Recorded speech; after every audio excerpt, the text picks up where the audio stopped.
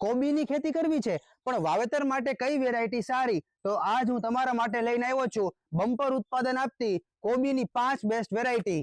પહેલા નંબર ઉપર આવે સિન્જેન્ટા વેજીટેબલની રોયલ બોલ વેરાયટી, જેનું વાવેતર ચોમાસુ, શિયાળુ અને ઉનાળુ ત્રણે ત્રણ સિઝનમાં કરવામાં આવે છે અને સામાન્ય રીતે એક દડાનો વજન 1 કિલાથી લઈને 1.5 કિલાની વચ્ચે હોય છે।